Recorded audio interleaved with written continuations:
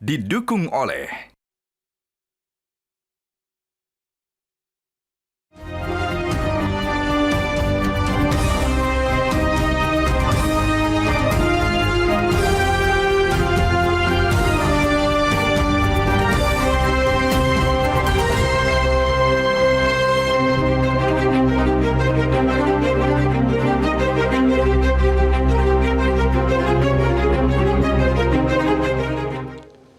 Selamat malam pemirsa. Akhir pekan lalu untuk menjaga stabilitas ekonomi, Wakil Ketua DPR Sufmi Dasko mengundang Menteri Keuangan Purbaya Yudhisadewa dan Gubernur Bank Indonesia Peri Warjio untuk membahas situasi terkini perekonomian.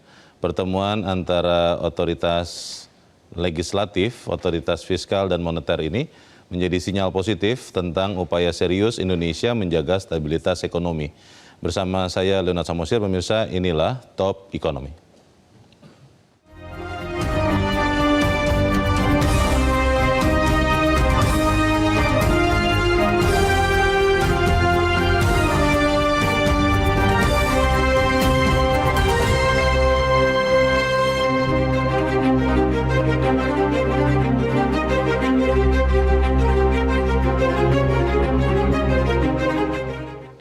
Pemirsa, pada hari Sabtu 6 Juni yang lalu, DPR menggelar pertemuan bersama pemerintah dan Bank Indonesia untuk membahas situasi terkini ekonomi Indonesia. Pertemuan ini menghasilkan sejumlah kesepakatan, terutama untuk memperkuat nilai tukar rupiah.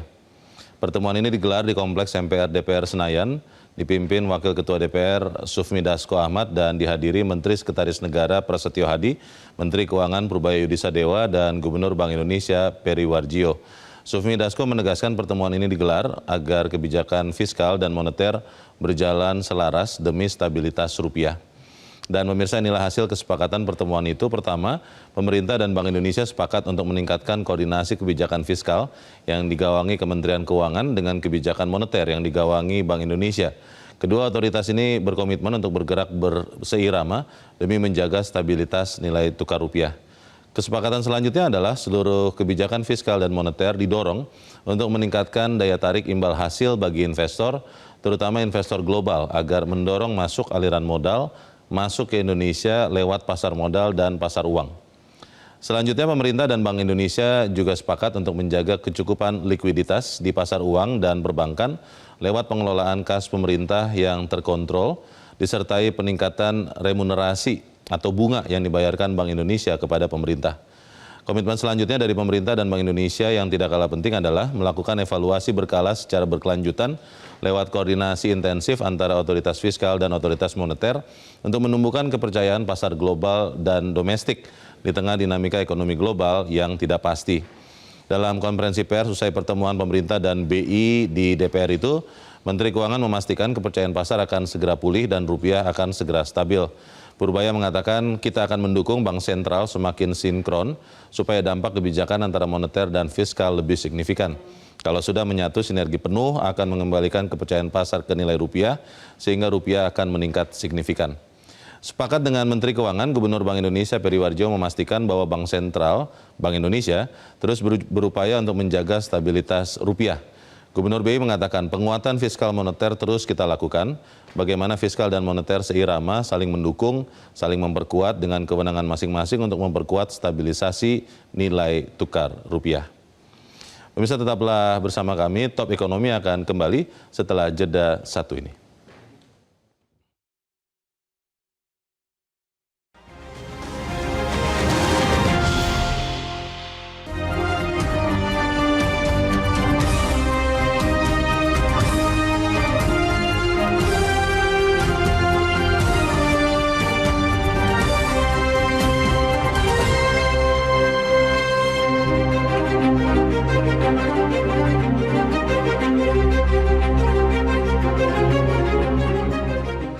Pemirsa, bersama saya di Studio 1 Metro TV telah hadir 3 orang narasumber. Yang pertama adalah Wakil Ketua Komisi 11 DPR RI, Komisi Keuangan Perbankan, yang pada saat pertemuan mendampingi Wakil Ketua Umum DPR Sufmi Dasko, yaitu Hekal Bawasir. Mas Hekal, selamat malam. Selamat malam Bang Leo. Betul ya, di pertemuan itu hadir ya? Hadir. Hadir lah, ada fotonya, ada videonya tadi. Terima kasih telah hadir dan juga telah hadir bersama kita tenaga ahli utama Badan Komunikasi Pemerintah atau Bakom, Fitra Faisal. Mas Fitra, selamat malam. Selamat malam, Bung Leo. Tidak hadir di situ tapi pasti udah dengar. Saya lihat aja dari kejauhan. Lihat dari kejauhan. Terima kasih telah hadir. Dan juga telah hadir bersama kita Chief Economist Permata Bank, Joshua Pardede. Joshua, selamat malam. Selamat malam, Bang Leo. Terima kasih telah hadir. Saya ingin ke Mas Ekal dulu. Mas Ekal, di dalam pertemuan itu kan sudah keluar ya hasil-hasil pertemuannya. Tapi ingin tahu sebetulnya apa yang menginisiasi pertemuan itu? Kenapa kemudian Pak Sufmi Dasko sampai melihat harus membuat pertemuan di hari Sabtu pula, yang orang biasanya libur, itu dipertemukan itu tujuannya apa sebenarnya? Ya, memang ini kan kita lihat di beberapa hari ini gejolak rupiah ini agak mengkhawatirkan, malah menyentuh angka psikologis. Yang dianggap pasar itu psikologis di 18.000. Ya tentu kita sebagai tugas kita untuk mengawasi, ya tentu kita harus ikut mencoba melihat apa sih masalahnya gitu kan. Dan akhirnya saya diminta mendampingi Pak Dasko pada hari itu. Memang ada satu fenomena yang terjadi waktu itu, ada inverted yield curve, nanti teman-teman bisa menjelaskan lebih dalam. Tapi itu di beberapa kejadian di tempat lain itu bisa pertanda akan buruk gitu kan ke depannya. Nah, sinyal apa? Sinyal sesuatu yang tidak baik? Ya, sinyal mungkin menghadapi resesi. Ataupun, nah, tapi intinya ini kan tidak menjadi normal dan ada mungkin miskoordinasi yang dijalankan oleh masing-masing lembaga ini. Jadi kita harapkan supaya ini bisa selaras dan kita harus memberikan keyakinan kepada pasar bahwa memang berdua ini komunikasinya lancar. Walaupun BI ini kan adalah lembaga independen di luar kita, di luar pemerintah, di luar eksekutif ya, di luar eksekutif, dan kita kan sebagai DPR bermitra dengan semuanya. Betul. Gitu kan? Nah, otomatis kita punya kepentingan dan kewajiban lah untuk bisa memastikan bahwa mereka berdua bekerja untuk kepentingan bangsa dan negara. Hasil yang apa ya, yang signifikan ya, itu apa saja poin-poin yang mungkin yang paling signifikan yang sebelum pertemuan itu belum ada? Saya rasa yang perlu kita sampaikan, karena kita kan juga banyak komunikasi dengan teman-teman pelaku pasar, mereka mempertanyakan apakah jalannya sama atau tidak, sinkron nggak policy makingnya terhadap antara fiskal dengan moneter. Jalannya sama atau tidak? Ya, atau minimal saling koordinasinya ini berjalan baik atau tidak, kan kira-kira begitu. Nah, tentu kita sampaikan, kalaupun ada yang masih kurang ya kita harapkan bisa ditingkatkan sehingga kita minta mereka berdua hadir. Mungkin sebelum-sebelumnya kan kita juga sama-sama melihat bahwa ada kebijakan-kebijakan yang dilakukan oleh Menteri Keuangan yang dianggap sebagai quasi monetary policy, seperti yang sebelum-sebelumnya kan memindahkan rupiah dari Bank Indonesia SAL kepada Himbara. Nah, kan itu semua juga punya argumentasi dan judgementnya masing-masing. Nah, tentu sebagai lembaga independen BI kan punya pemikiran sendiri juga, dan dia punya tugasnya beda-beda. Kalau Pak Purbaya sebagai penjaga fiskal, dia harus menjaga kredibilitas fiskal dan juga harus menjalankan misi-misinya pemerintah, diantaranya itu adalah meningkatkan pertumbuhan. Dan saya rasa dari segi itu sebenarnya Pak Purbaya sudah cukup berhasil. Tadi saya sampaikan ke teman-teman, kalau kita lihat angka pertumbuhan ekonomi 2 kuartal semenjak Pak Purbaya duduk, ini kita tinggal tunggu yang ketiga. Semuanya tinggi dan meningkat. Kalau kita lihat kuartal 4 tahun 2025, itu kan pertumbuhan mencapai 5,39. Nah, kalau kita lihat kuartal 1 2026 ada 5,61. Ini kan tinggi-tinggi semua dan memberi signal bahwa memang pengelolaan fiskalnya sudah di jalur yang benar dan menuju harapan yang kita cita-citakan bersama. Kembali ke tadi yang Mas Ekal katakan, kebijakan fiskal dan moneter kan harus kerjasama. Tapi kalau saya analogikan ada relnya masing-masing. Betul. Yang tadi sudah sempat disebutkan memindahkan SAL itu dari rekening pemerintah di Bank Indonesia ke bank-bank Himbara yang disalurkan untuk kredit, itu nanti kemudian akan tetap terjadi seperti itu atau dikembalikan lagi ke Bank Indonesia? Hasil dari pertemuan itu? Nah, hasil dari pertemuan itu kan tadi juga mungkin di dalam rapat Banggar disampaikan juga, dan mungkin besok mungkin disampaikan juga, kan kita rapat dengan mereka di Komisi 11. Rencananya memang pemerintah secara bertahap akan mengembalikan kepada BI. Supaya BI bisa fokus menjalankan dia punya monetary policy. Nah, ini menjadi suatu penghormatan kalau menurut saya terhadap Pak Perry. Kita beri kesempatan untuk dia bisa melakukan yang optimal terhadap penyelamatan atau penstabilan rupiah terhadap dolar. Nah, hari ini kan kita tahu memang sudah melambung tinggi dan ini kan punya beban tersendiri terhadap APBN. Jadi tentu kita harus timbang-timbang. Dalam rapat itu sebetulnya kan kita harus puji juga bahwa Menteri Keuangan dalam hal ini Pak Purbaya sudah melaksanakan mandat dia dan mencapai target-target yang diharapkan. Pertumbuhannya. Nah, sekarang kita harus beri kesempatan kepada Gubernur BI dan jajarannya untuk bisa mewujudkan tugas-tugas yang dimandatkan dia oleh undang-undang.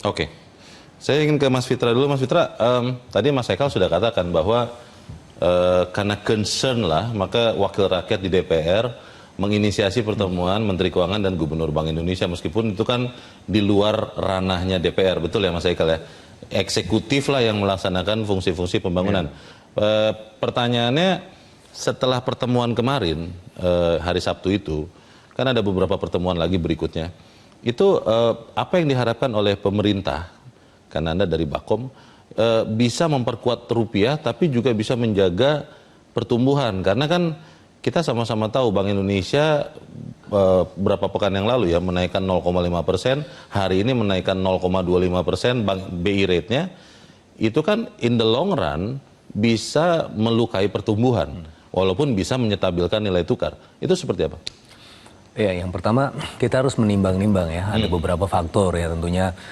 Kalau kita melihat di kuartal pertama ya, pertimbangannya adalah memang dari sisi fiskal memang perlu dikeluarkan karena untuk memanfaatkan momentum pertumbuhan ya yang telah terjadi dari kuartal keempat, 5,39%, kemudian 5,61% dengan fiscal spendingnya 21,81% ya. Pemerintah ya? Pemerintah. Dan dalam hal itu sebenarnya sudah terjadi, sudah kelihatan bahwa ada fiscal leverage ya terhadap pertumbuhan ekonomi, itu sudah kelihatan lah. Nah, sudah terangkat. Nah, di sisi yang lain kalau kita lihat juga memasuki kuartal 2 ini, bahkan sampai bulan Mei terakhir pengumuman bahwa defisit fiskal kita masih terkelola dengan baik ya, 0,7%, dan itu 180 triliun rupiah, yang mana itu juga ditopang dari sisi penerimaan dari pajak ya, jadi 22,1%, sehingga revenue kita 19%. Meskipun sebenarnya dari sisi belanja itu masih on track ya, sebagaimana di kuartal 1 ya, itu year on year 34%. Nah, dari sisi itu kita bisa melihat bahwa salah satu juga concern ya daripada ekonom, bahwa ada fiscal credibility yang menjadi concern utama, itu sebenarnya juga terkelola dengan baik. Dan kalau kita lihat dari sisi rupiah ya, Bung Leo ya, faktor fiscal credibility dan juga MSCI dan juga rating, itu secara compounding ya, kalau kita lihat dari variance decomposition, ini membuat rupiah terdepresiasi 171 basis point dari variabel ini saja. MSCI karena ada bayang-bayang penilaian terhadap Bursa Efek Indonesia. Betul. Nah, sementara rating untuk sovereign rating kita. Betul. Jadi dari sisi fiskal dan dari sisi market ya, ini compoundingnya 171 basis point. Tetapi dari sisi market kan kita sudah lihat bahwa ini adalah short term pain untuk long term gain ya. Ini kan adalah reform yang kita lakukan. Sementara dari sisi fiskal itu sebenarnya ya, nanti kalau kita lihat pengumuman S&P berikutnya, harusnya dengan melihat fiskal performance kita tidak menjadi masalah. Akhir Juli ya S&P ya? Ya, sekarang mereka sedang di sini ya, untuk melakukan review itu, dan kita akan melihat nanti di akhir Juni, itu awal Juli. Nah, balik lagi ke sini, berarti yang 170 basis point ini bisa tapering nanti ya selama bulan Juni dan Juli. Tapi ada satu lagi yang merupakan juga buah dari pertemuan itu.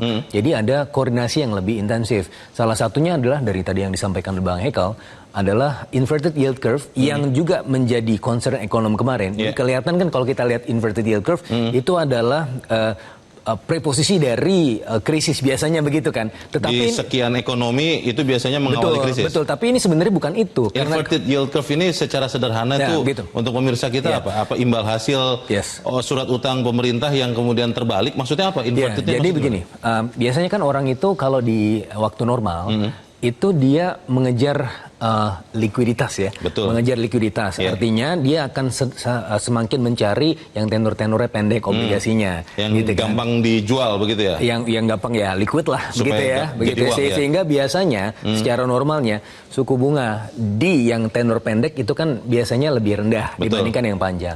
Nah ini sudah berbalik, artinya orang membacanya, oh berarti sekarang orang lebih mendemand menghindari risiko jangka pendek, langsung lompat ke jangka panjang karena dia tidak ingin mengambil risiko di jangka pendek. Soal gitu trust kan? Itu ya? Betul. Ekspektasi. Nah, tapi kan sebenarnya yang terjadi bukan seperti itu. Memang secara menyengaja gitu ya, pemerintah ingin mengurangi risiko fiskal dari sisi SBN-nya gitu ya, sehingga kalau ada bond issuance tidak akan terlalu mahal. Cuma ya pada akhirnya ada kompromi lah, karena memang kalau dari sisi bagaimana asing ya melihat risk premium kita itu harusnya sudah di atas 7,3% untuk SBN-nya, yang mana 6,7% ini belum menarik minat mereka untuk masuk. Masih kurang apa ya, gurih begitu ya? Kurang seksi. Betul. Sehingga meskipun ada risiko fiskal, tapi ini ibaratnya kalau Bung Leo kan pasti dari IPA ya, ini kan kayak bernoli saja. Kalau misalnya ini naik, ya itu akan memicu inflow, inflow-nya juga akan memicu turun yieldnya lagi, dan pada akhirnya juga efeknya pada rupiah. Dan kita juga melihat bagaimana rupiah di hari ini itu di bawah 18.000. Plus juga ada efek psikologis yang dilakukan oleh BI yang biasanya kan secara reguler antara 18-19 setiap bulannya ya. Tapi ini diumumkan 25 basis point, itu memberikan efek psikologis karena Bung Leo, 500 basis point overshoot itu terjadi karena faktor psikologis. Karena kalau kita melihat apa yang disampaikan oleh Robert Shiller ini irrational exuberance. Jadi apa yang kita lihat sekarang adalah lebih banyak faktor irrational sentiment gitu. Saya ingin cek ke pelaku pasar. Mas Fitra kan saat ini nggak boleh jadi pelaku pasar karena ada di pemerintahan. Le Joshua, apakah memang pasar langsung merespons cepat apa yang dihasilkan dari pertemuan dari Sabtu lalu beberapa waktu yang lalu juga ada pertemuan ya, malah hari ini tadi pagi kalau tidak salah beberapa bank himbara itu katanya dimintakan untuk siap-siap melakukan buyback begitu di pasar modal. Ini pasar melihat baik atau seperti apa responnya? Ya, kalau kita lihat perdagangan Senin masih terpecah ya, masih ada dua sisi di mana perdagangan apa nih? Perdagangan pasar di hari Senin ya. Karena kalau kita lihat di hari Senin itu kan pasca pertemuan dari Menkyu dan juga Gubernur BI di hari Sabtu, semestinya kan harapannya ekspektasi itu udah mulai kelihatan di perdagangan hari Senin yang lalu gitu ya. Namun memang kalau saya lihat belum begitu kelihatan ya dampaknya, baik itu di IHSG lah juga di rupiah dan di SBN juga yieldnya justru malah naik gitu ya di Senin ya, hari Senin kemarin yang lalu.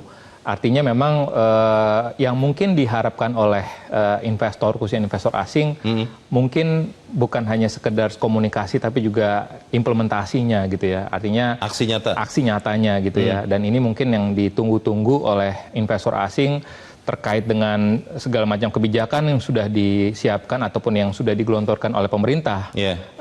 Karena seperti kita ambil contoh misalkan hari ini pun juga sekalipun Bank Indonesia tadi sudah menaikkan kembali lagi 25 basis point. Ini tidak biasa ya, RDG mingguan kan sebetulnya? Ya, ini RDG mingguan, tapi sebenarnya bisa saja dimungkinkan gitu, karena asesmennya BI melihat bahwa rupiah ini sudah melemah terlampau jauh gitu ya, karena kalau kita lihat sampai dengan year to date tahun ini saja, bahkan di bulan Maret April yang lalu sebenarnya rupiah masih bisa menguat terhadap rupiah India dan juga peso Filipina. Maret April. Tapi udah per Mei Juni ini kita malah yang paling melemah ya di antara mata uang Asia. Bahkan di emerging currencies kita malah kalah dari Turki lira gitu ya. Jadi makanya ini pun juga mungkin menjadi salah satu asesmen tambahan lagi yang dipertimbangkan oleh Bank Indonesia, sehingga memutuskan kembali lagi untuk menaikkan suku bunganya di hari ini di RDG mingguan gitu ya. Jadi sebenarnya, dan ini juga pernah dilakukan di 2018 ya, pada saat itu BI pun juga melakukan hal yang sama. Jadi artinya pasti ada urgensi yang dibutuhkan untuk tadi memberikan confidence, dan itu kelihatan bahwa kalau kita lihat tadi pagi rupiahnya masih di 18.100-an gitu ya.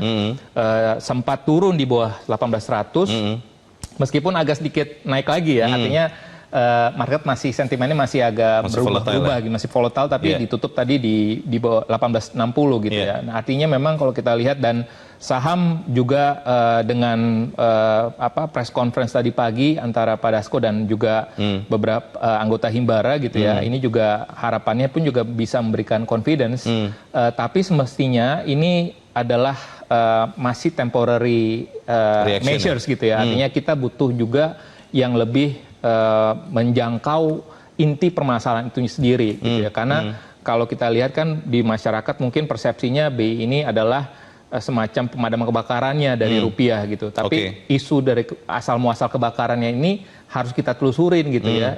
Jangan sampai nanti mispersepsi dari pelaku ekonomi dan masyarakat.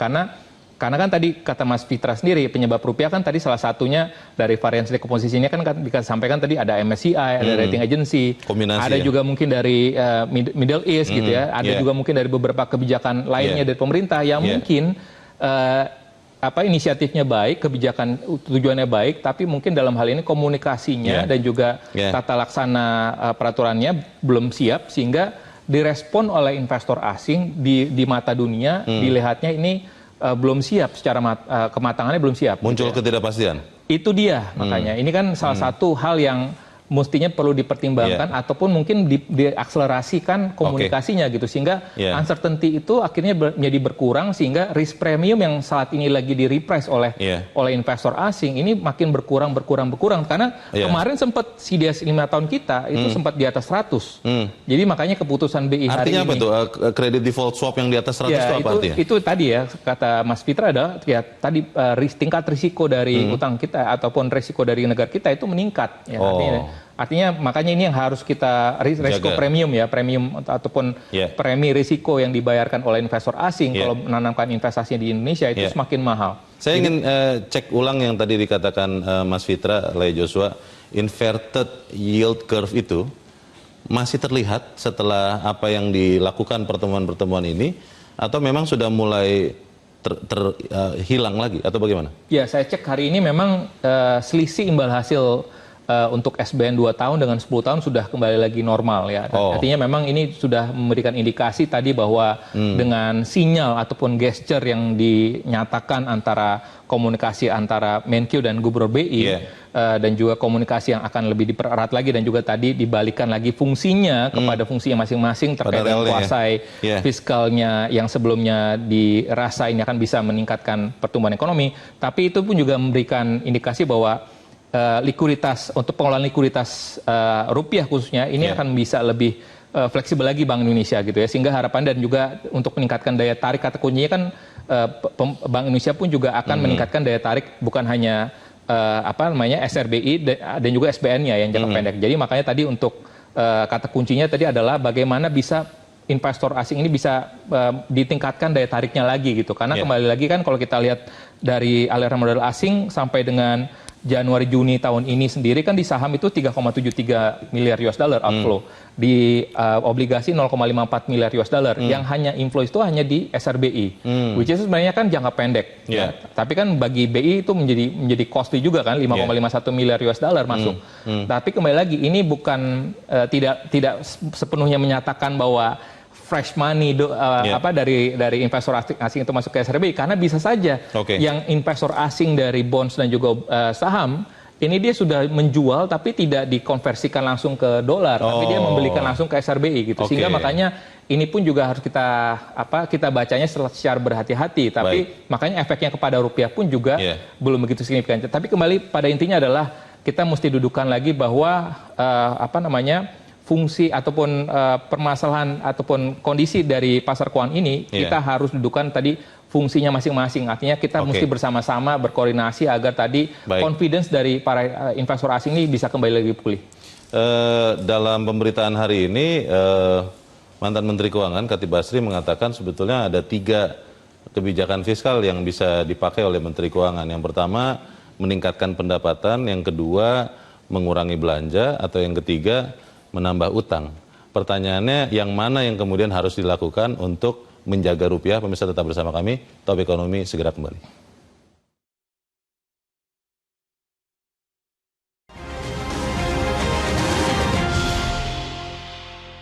Yang pertama adalah meningkatkan daya tarik atau imbal hasil supaya portfolio inflows kembali masuk. Dengan kenaikan bunga luar negeri, memang itu ada outflow. Ada saham dan SPN dan juga kecil di SRBI. Oleh karena itu, fiskal dan moneter sepakat untuk sama-sama meningkatkan daya tarik imbal hasil supaya inflow ini kembali masuk besar dan mendukung stabilitas nilai tukar rupiah. Nomor satu itu ya.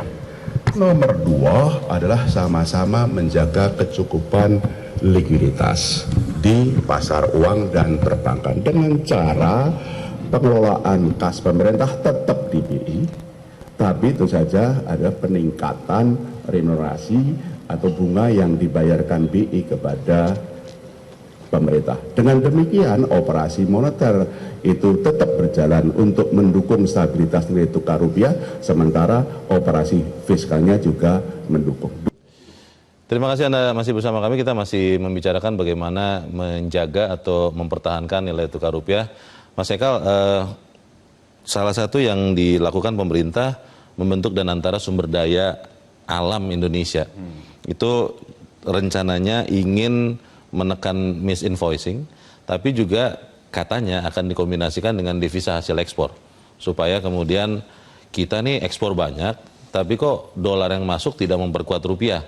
Itu kira-kira apakah akan efektif juga, termasuk yang dibicarakan di pertemuan Sabtu lalu, atau seperti apa?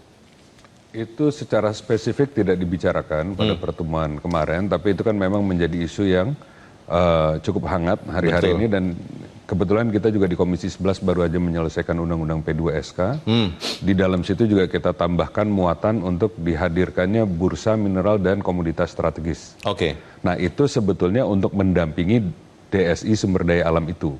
Karena kan sekarang kalau yang lagi dipertanyakan oleh para pelaku industri, sebetulnya apa sih ini nanti DSI ini binatang apa lagi nih yang baru lahir? Skemanya bagaimana? Operasionalnya bagaimana? Kalau ya kayak saya kan orang Gerindra, kita Pak, dan sekarang saya rasa rakyat udah biasa dengar lah Pak Prabowo selalu menjunjung tinggi kita mengutamakan pasal 33 dalam Undang-Undang Dasar demi mensejahterakan rakyat. Nah intinya itu kan adalah sumber daya alam dan cabang-cabang produksi penting. Nah sekarang kita address yang sumber daya alam. Kalau secara hukumnya itu sudah banyak dilakukan dari awal beliau menjabat.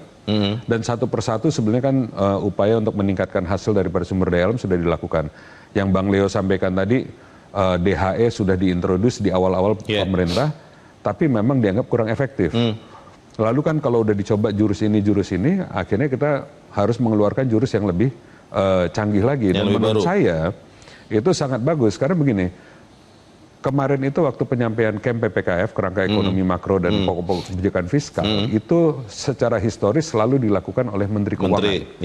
Kali ini kan disampaikan oleh Presiden langsung. Dan memang panggung itu digunakan oleh beliau untuk melahirkan kebijakan ini. Nah kebijakan ini setelah dikaji-kaji dan beliau ini kan sudah mengkaji ini lama gitu. Bahwa selama puluhan tahun, kira-kira 3 dekade ini, itu ada $900 billion yang hilang dari perekonomian kita. Dan itu yang mau dihadirkan kembali. Dan tentunya kalau bicara 900, pasti di akhir-akhir ini semakin besar karena produksinya semakin meningkat dan seterusnya. Nah itu, dengan adanya DSI, kan kita kalau mau ekspor ini kita maunya volumenya benar, harganya sebaik mungkin, dan uangnya beneran datang. Betul. Nah itulah yang rencana akan uangnya beneran datang itu maksudnya dolarnya masuk ke Indonesia. Gitu. Dolarnya masuk ke Indonesia, jangan berhenti di Singapura, jangan berhenti di Hong Kong. Yang sekarang terjadi begitu? Kira-kira begitulah. Banyak yang parkir di sana? Karena kita kan hitung, loh kalau ekspor kita segini besar, kok kenapa dolarnya nggak ada di Indonesia nih pada saat kita perlukan gitu kan. Nah tentu ini kita mau menambah likuiditas dolar dan inflow falas dan seterusnya ada di sini. Nah itu kan selalu menjadi cita-cita kita. Dan pertanyaannya Mas Ekal, ini kan DSI ini kalau timetable-nya ditepati, itu 3 komoditas tadi, CPO, batubara, dan ferroalloy, itu akan efektif dilakukan oleh DSI 1 Januari 2027. Itu apakah langsung serta-merta ekspor itu dilakukan DSI dan dolar yang masuk itu langsung diterapkan devisa hasil ekspor harus masuk ke sistem perbankan Indonesia atau bagaimana? Loh, memang dengan peraturan dana hasil ekspor itu harusnya malah sekarang sudah terjadi, nggak bicara nanti gitu. Kan harusnya. Seharusnya. Nah, faktanya ini kan harapannya dengan ini sebetulnya kemarin ada yang masuk, cuman memang agak longgar di aturan DHE yang awal. Itu bisa masuk, tapi boleh dirupiahkan kalau untuk kebutuhan operasional dan seterusnya. Nah akhirnya ditemukan banyak yang merupiahkan, terus dengan berbagai alasan lah, kemudian geser ke perusahaan lain, kemudian beli dolar lagi dan berangkat lagi. Nah jadi kan di situ dianggap kurang efektif. Sehingga ya memang harus kita lakukan langkah-langkah yang lebih besar lagi untuk mewujudkan cita-cita. Berarti perbaikan sistem DHE-nya tadi dong, penerapannya? Salah satunya itu. Nah, tapi yang lebih penting lagi adalah dengan lahirnya DSI ini kan tentu ada yang spekulasi di market. Wah, nanti DSI ini main-main lagi. Dia berpihak. Nanti si penjual ini yang didahulukan, pembeli ini yang didahulukan. Bisa cari margin juga. Nah, makanya di situ bersamaan kita juga melahirkan bursa mineral dan komoditas strategis. Itu kapan?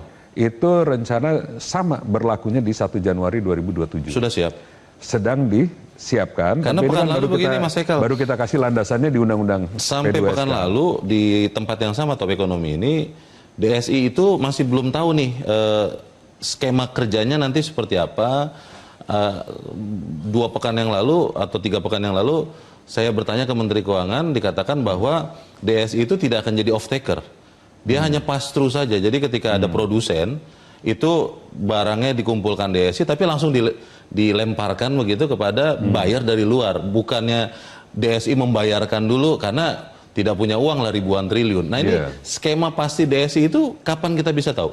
Nah memang sekarang ini kan baru kita dapat penjelasan bahwa antara sekarang sampai 31 Desember tahun ini dia akan menjadi tempat pencatatan semua transaksi. Pelaporan saja? Pelaporan saja.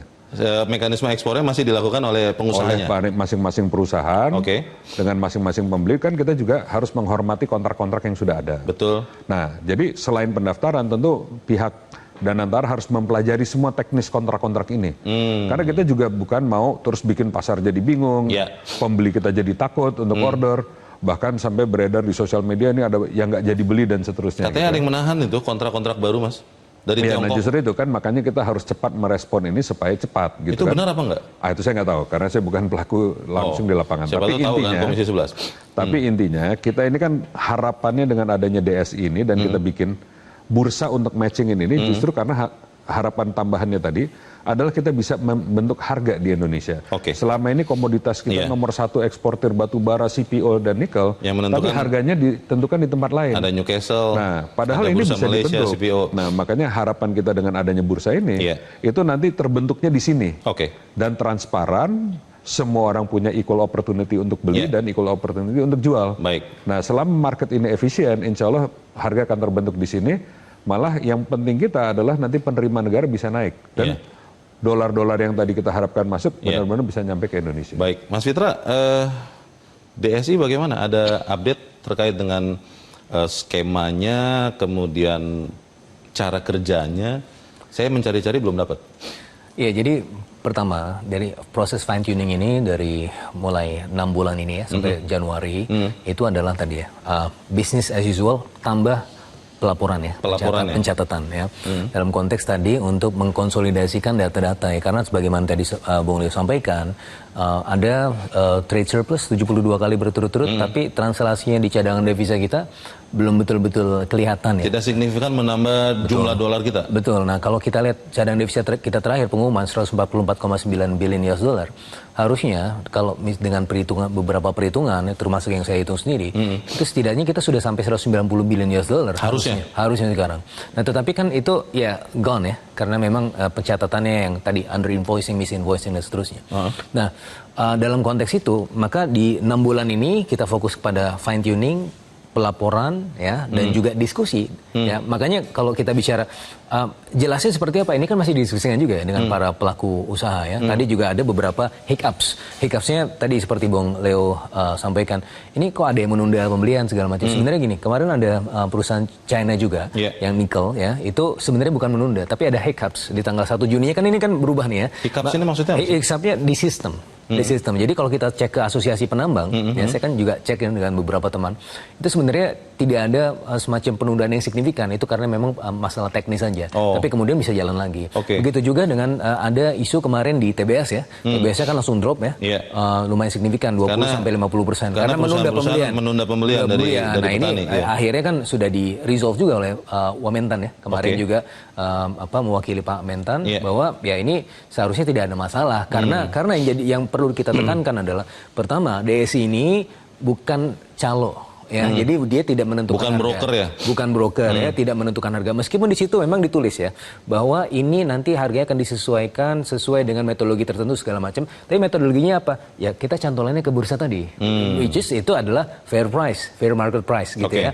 Di sisi yang lain, apakah ada margin? Nah, ini juga kemudian di state ya, di PP itu kan ada margin yang ditentukan. Nah, tapi margin ini meskipun belum di-disclose, tapi itu sangat kecil sekali untuk operasional aja. Ibaratnya gini, kalau kita punya aplikasi keuangan, itu kan sebenarnya sudah ada biaya marginnya juga. Dan itu kita nggak kerasa. Gitu ya. Dan dengan volume yang sangat besar, itu yang bisa, bukan untung, tapi untuk kemudian menjaga supaya operasionalisasi di lapangannya itu bisa berjalan. Mulai 1 Juni berarti yang sekarang berjalan adalah pelaporan saja. Pencatatan pelaporan. Pelaporannya itu dilakukan by system, dalam bayangan saya mungkin seperti OSS begitu, online atau offline atau bagaimana? Ini mekanisme pelaporan. By system, makanya kemarin ada hiccups ya by system online berarti. By system online. Di websitenya siapa? Itu ada di Kementerian Perdagangan yang juga ada di Kemenko, ada. Itu ada yang biasa selama ini dilaporkan itu kemudian di attach aja. Di Danantaranya tidak ada. Danantara kan ini masih dibuat ya.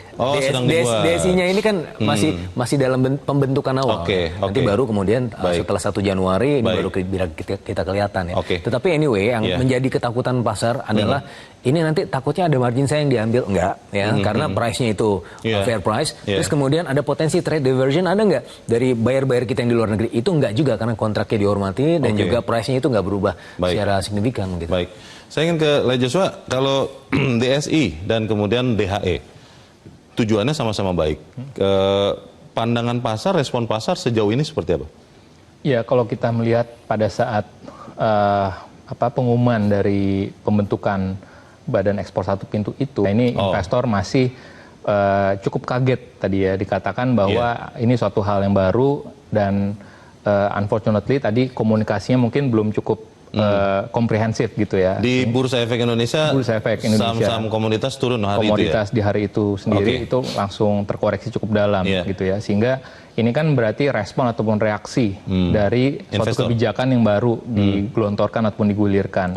Sehingga kembali lagi tadi itikadnya ataupun tujuannya sangat mulia dan baik. Gitu ya. Tapi investor asing pun juga tidak mempermasalahkan hal itu gitu. Tapi mungkin dalam hal ini komunikasi dan juga bagaimana tata laksana yang secara menyeluruh gitu ya, sehingga tadi tidak terjadi disinformasi ataupun terjadi misleading informasi gitu ya. Kalau DSI ini Pak Joshua dikaitkan langsung dengan devisa hasil ekspor tadi, itu akan bisa efektif benar-benar menarik dolarnya masuk ke sistem perbankan Indonesia atau masih bisa juga tidak masuk ke Indonesia, Anda lihat? Ya, saya belum menemukan loophole-nya ya, tapi karena kan ini memang menjadi satu kesatuan ya, DHE, SDA dan juga tadi sentralisasi dari dalam hal ini Badan Ekspor Satu Pintu gitu ya, agar tadi biar pada saat nanti dan antara sumber DSI ini tadi mendapatkan hasil ekspornya dari para penghasil ekspor dalam negeri, nah dia langsung menempatkannya di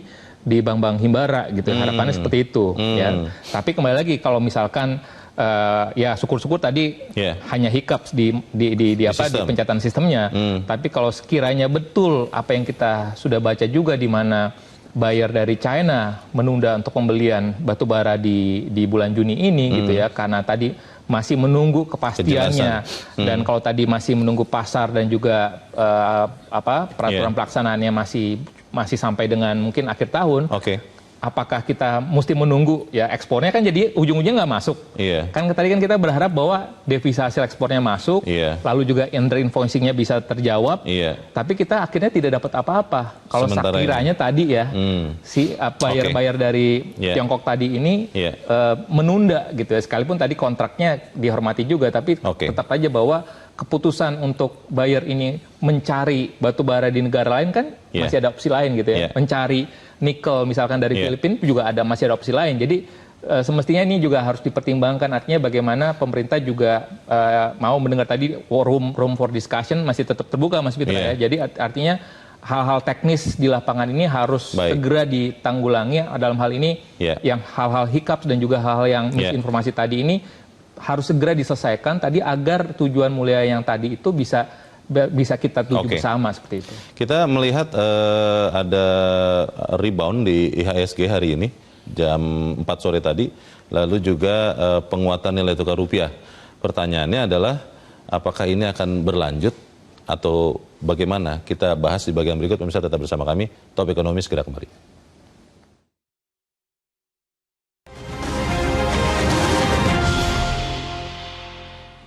Terima kasih Anda masih bersama kami dan kita ada di bagian akhir diskusi kita malam ini. Mas Ekal, Mas Dede Khatib Basri mengatakan untuk Menteri Keuangan itu stabilitas fiskal itu bisa dijaga dengan menaikkan pendapatan atau mengurangi belanja dan atau mungkin ya menambah utang kalau memang defisitnya terlalu besar.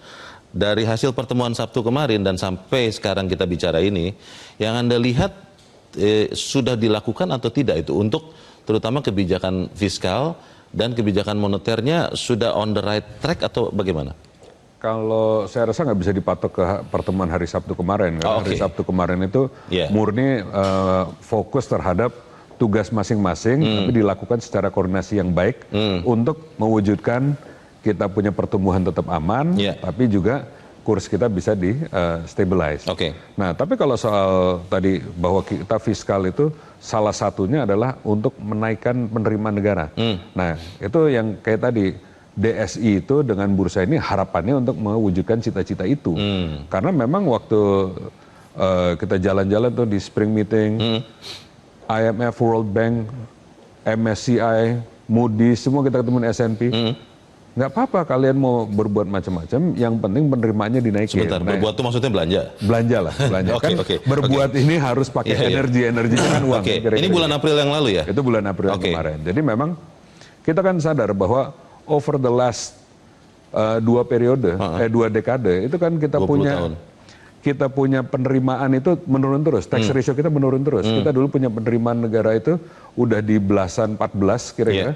Nah sekarang kita tax ratio udah 10, malah sebenarnya di bawah dikit gitu kan. Target penerimaan negara kita ke depan aja masih dibicara di 12%. Nah ini yang harus diangkat. Kalau kita bisa angkat ini, kita punya ruang debt servicing ratio yang agak besar. Nah dengan itu kita boleh belanja macam-macam, kan kira-kira, atau untuk program-program yang kita rasakan bagus. Nah itu kayak yang sebetulnya kan dipertanyakan pada saat harga minyak naik. Kok kalian nggak pass through ke masyarakat? Nggak naikin harga BBM. Nggak naikin harga BBM ke masyarakat, nah, itu kan pasti mengganggu pertumbuhan. Nah, dari mana ruangannya? Jadi sebenarnya yang ditanya, kalian melakukan program-program ini, ruangan fiskalnya ada atau tidak? Nah, sebenarnya kita bisa jawab dengan gampang, gitu kan?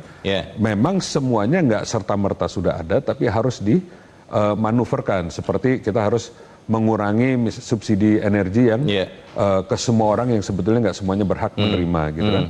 Nah, itu kan dari dulu upaya itu memang ditunda-tunda, baik dari rezim yang sebelumnya sudah begitu. Dulu kita sempat disuruh daftar semua plat mobil yang belanja bensin ke Pertamina. Pakai My Pertamina itu. My Pertamina. Nyatanya kan nggak pernah diterapkan. Diterapkan, Mas. Sampai hari ini kan bebas saja orang belanja ini kan. Ya diterapkan, tapi mungkin tidak efektif. Tidak efektif. Nah sekarang maksudnya kita harus pikirkan cara-cara yang lebih bagus untuk kita saving room di situ. Tapi di luar itu juga, saya kan juga beberapa kali diskusi dengan Pak Menteri SDM kita. Dia bilang untuk sementara yang minyak ini, peningkatan minyak kita masih bisa absorb. Nah komunikasi ini yang mungkin kurang bagus disampaikan kepada para masyarakat maupun investor-investor asing itu. Karena sebenarnya kita kan juga ada peningkatan dari nilai hasil ekspor kita yang lain-lain. Nah itu sudah dihitung tuh. Yang kita masih harus cari selisihnya. Kayak kalau sampai harga minyak itu mencapai $100 lah. Itu kan kita udah target, oh ini berarti kira-kira akan habis 200 triliun tambahan subsidi. Dari mana kita mau dapat? Dari sektor migas sendiri kita bisa tarik 160 dan yang harus kita create baru mungkin sekitar 40 sampai 70 triliun. Nah itu sudah ada sebetulnya rencana-rencananya, tinggal dieksekusi. Nah ini yang belum sampai pesan-pesannya kepada mereka. Mas Fitra, sejauh ini Bakom melihat seperti apa reaksi dari masyarakat khususnya investor terhadap apa yang dilakukan pemerintah dan Bank Indonesia untuk memperkuat rupiah. Apakah memang pelaku pasar kemudian yakin bahwa kita akan melihat dolar ini 17.000 sekian ke depan ini atau seperti apa? Ya, jadi kalau kita melihat di awal tahun, itu kan mereka prediksinya adalah prediksi ex ante ya, melihat dari apa yang tabiat yang dilakukan oleh pemerintah, tetapi mereka memproyeksikan bahwa ya defisitnya bakalan lebih besar. Tetapi ketika kita melihat data expose, ya artinya per Mei, itu sebenarnya masih intact kan. Bagaimana juga tadi kalau kita bicara penerimaan ini dinaikkan, ya memang dari sisi penerimaan itu kan naik 19% dan itu dikontribusikan dari peningkatan pajak yang 22% secara year on year begitu ya. Nah, dari sisi belanja masih tetap dibelanjakan secara signifikan 34% ya. Salah satunya adalah tadi untuk menunjang growth juga. Nah, jadi dari sisi itu sebenarnya ya tinggal lihat data expose-nya saja. Nah, di sisi yang lain kita juga mengkonfirmasi bahwa memang ada ketakutan-ketakutan dari masyarakat ya terkait dengan kondisi terkini. Ya makanya ya sekarang ini kita komunikasikan bahwa sebenarnya dari sisi fundamental dan lain-lain kita sebenarnya masih intact. Tapi memang yang perlu dikendalikan lagi adalah faktor-faktor yang sifatnya teknis dan non-teknis. Faktor non-teknis seperti geopolitik dan lain-lain kita nggak bisa kontrol. Yang kita bisa kontrol tadi apa? Yang tadi sampaikan oleh Pak Peri juga yang merupakan kompromi dengan Pak Purbaya, menaikkan imbal hasil. Nah itu saja, itu sumbangannya kalau dalam hitungan saya dalam fair ratio composition itu 225 basis point ada potensi apresiasi. Dan mana itu terjadi yang di kita sudah lihat hari ini ya. Hari ini dan juga mungkin besok. Terima kasih. Lai Joshua, apa yang harus dilakukan supaya penguatan rupiah ini berkelanjutan dan terus menguat? Yang pasti adalah kita tidak bisa menyalahkan semua faktor global. Ya, yang kita bisa lihat nyata adalah investor asing cenderung keluar ya dari pasar keuangan kita ya, dan sekalipun saya juga meyakini secara fundamental tadi ya, bahwa secara fundamental ekonomi kita ini menjadi warning awal tapi bukan krisis. Itu jelas sekali kalau kita melihat dari sisi kondisi konsumsi masyarakat, lalu juga kalau kita lihat juga dari sisi bagaimana kecukupan cadangan devisa, sekalipun tadi pagi juga Bank Indonesia sudah melaporkan, kemarin juga melaporkan sudah turun hampir 11 billion lebih, tapi itu pun juga kami lihat juga masih relatif resilient ya. Dan meskipun memang secara fundamentalnya kita perlu melihat lagi bahwa mengapa kita selalu membandingkan rupiah lebih melemah dibandingkan ringgit dan juga Singapura dolar ya, karena secara strukturalnya Indonesia mengalami yang dinamakan defisit transaksi berjalan, yang artinya yang kita harus pahami ini harus disupport oleh surplus di transaksi keuangan, artinya bagaimana iklim investasi ini harus disupport ya, dan bagaimana tadi sentimen-sentimen yang negatif harapannya bisa diminimalisir agar tadi confidence dari para investor ini bisa kembali pulih untuk bisa mendukung stabilitas rupiah ke depannya, dan ujung-ujungnya kalau stabilitas rupiah ini tercapai, harapan pun juga pertumbuhan ekonomi yang optimal pun juga bisa kita capai. Baik, kita aminkan itu. Lai Joshua, Mas Fitra, dan Mas Haikal, terima kasih. Dan pemirsa, demikian akhir dari Top Ekonomi. Saya Leonard Samosir, berterima kasih, selamat malam, sampai jumpa. Metro TV. Jelajahi cara baru mendapatkan informasi. Download Metro TV Extend sekarang.